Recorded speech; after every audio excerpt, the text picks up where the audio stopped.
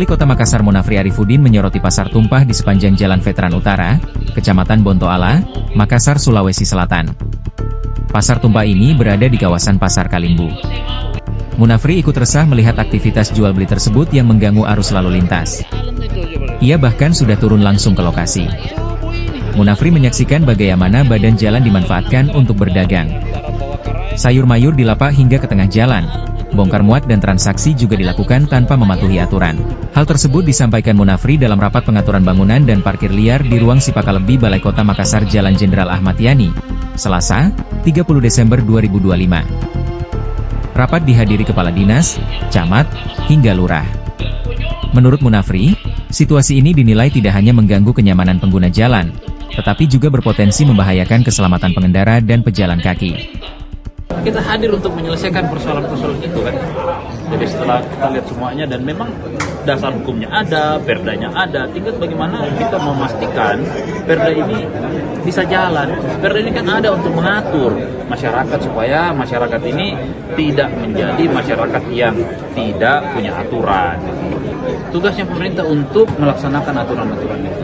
Coba kita bayangkan, satu sisi ada kita mau perbaiki, kita mau membersihkan saluran-saluran air dan sebagainya. Nah, bangunan-bangunan di atas, gade-gade ada di atasnya. Lagi-lagi saya sampaikan, tidak dilarang berjualan, tidak dilarang mencari nafkah, tidak dilarang untuk menyambung hidup di Kota Makassar, tidak ada yang larang. Tetapi jangan melakukan itu di tempat-tempat yang dilarang. Jangan dilakukan di tempat-tempat yang dilarang. Ada di tempat yang tidak dilarang, silakan. Nah, yang kedua sama dengan itu, yang penjual-penjual yang di jalanan itu kan bahaya sekali. Bukan untuk cuma mereka, tapi untuk pengendara yang lain. Coba bayangkan kalau tiba-tiba ada orang lagi kencang atau buru-buru, belum remnya dan sebagainya, tiba-tiba tersapu itu penjual cendol, penjual helm, penjual roncong dan sebagainya. Sama juga dengan parkir-parkir liar. Ini kan mengurangi aksesnya kita, aksesibilitas untuk bekerja. Bayangkan kalau begitu ditata di badan jalan, motor-motornya semuanya, lalu tidak mau dikasih tahu berkali-kali PD parkir untuk turun. Ya apa boleh buat? Ya ini kita harus melakukan tindakan-tindakan karena ini sudah sangat-sangat melanggar aturan-aturan yang ada. Ada di aturannya, ada sistem yang bisa namanya TIPIR itu, tim gabungan yang terdiri atas Satpol PP, Jaksaan dan kepolisian. Ada mungkin bisa kan sudah di-lead oleh asisten 2 nanti semuanya. Tapi belum dibentuk, baru akan. Lalu secepatnya ini akan dibentuk untuk memastikan. Kenapa? Tadi itu sarannya begini.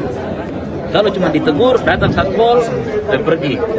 Satpolnya pergi, datang kembali. Kan masa mau kayak main enggo setiap hari? Enggak dong. Kita coba pasar tumpah itu untuk masuk di terminal. Tuh, terminal ini tidak terpakai. Kita cari alternatif untuk bagaimana dia masuk ke dalam situ. Ya, bahwa nanti karena begini, itu di jalan ini ruko.